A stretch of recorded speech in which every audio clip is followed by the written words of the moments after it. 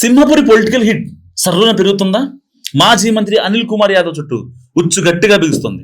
ఆ విషయంలో టీడీపీ నేతలు ఓపెన్ సవాల్ వెనుక ఏదో ఉంది. సో పకడ్బందీగా గ్రౌండ్ వర్క్ జరుగుతుంది. మాజీ మినిస్టర్ మీద ఎలాంటి కేసులు బుక్ అయ్యే అవకాశం ఉంది? అందుకు ముహూర్తాలు ఏమన్నా ఉన్నాయా? సో అంటే అవుననే సమాధానం వినిపిస్తున్నాయి.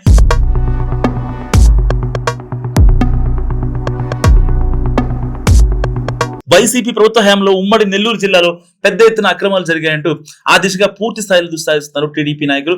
సర్వేపల్లి కాన్స్టిట్యున్సీలో జరిగిన అక్రమ మైనింగ్ కు సంబంధించి మాజీ మంత్రి కాకాణి గోవర్ధన్ రెడ్డిపై ఇప్పటికీ కేసు బుక్ అయింది. అలాగే వరదాపురం సమీపంలోని గిరిజన్ కాలనీ వాసులను బెదిరించారంటూ అట్రాసిటీ కేసు కూడా నమోదైంది కాకాణి మీద.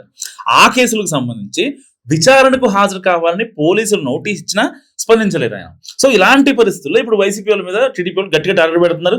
దీంతో పోలీసులు అరెస్ట్ చేయాలని చూస్తున్న దాగుడు మూతలాడుతున్నారట కాకాణి. ఆయన ఆచూకీ కోసం ప్రత్యేక బృందాలు గాలిస్తున్నాయట. అదేవిధంగా కావలి మాజీ ఎమ్మెల్యే రామిరెడ్డి ప్రతాప్ కుమార్ రెడ్డిపై కూడా పోలీస్ కేసు నమోదైంది.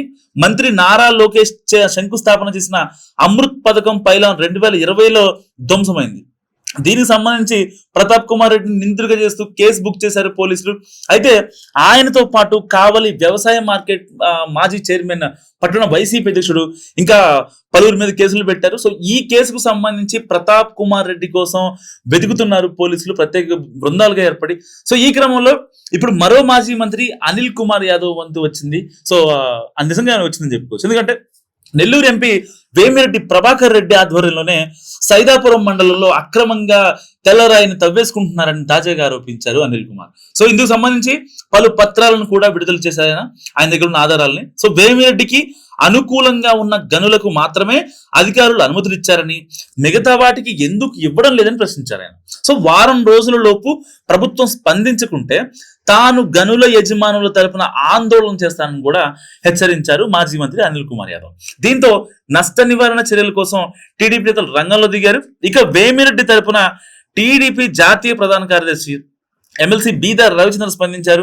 అనిల్ కుమార్ యాదవ్ మంత్రిగా ఉన్న సమయంలో గూడూరు, సైదాపురం ప్రాంతాల్లో అక్రమ మైనింగ్ ఏ స్థాయిలో చేశారో అందరికీ తెలుసని కూడా అన్నారు. సో దీంతో ఒక్కసారిగా అనిల్ కి చావు దెబ్బ పడినట్టయింది.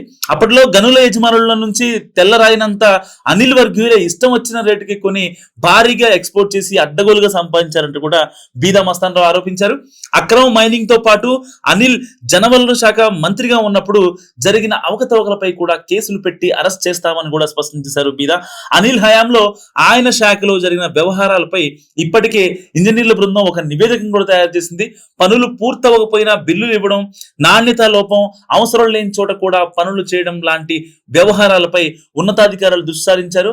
అంతేగాక గూడూరు ఇంకా సైదాపురం మండలంలో అనిల్ ఆధ్వర్యంలో జరిగిన అక్రమ మైనింగ్ పై కూడా ఆయా ప్రాంతాల నుంచి పూర్తి సమాచారాన్ని సేకరించడం తెలుస్తుంది.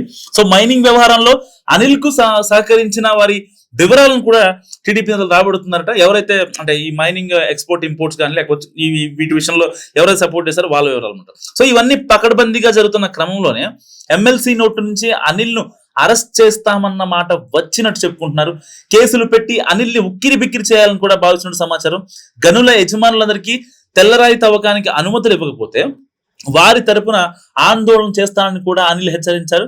ఇక ఉపేక్షిస్తే లాభం లేదని, మాజీ మంత్రిని కట్టడి చేయాల్సిందని టీడీపీ నేతలు అనుకుంటున్నారు. అలాగే టీడీపీ నేతలకు వ్యతిరేకంగా మాట్లాడుతున్న వాళ్ళ జాబితా కూడా సిద్ధం చేస్తున్నారు.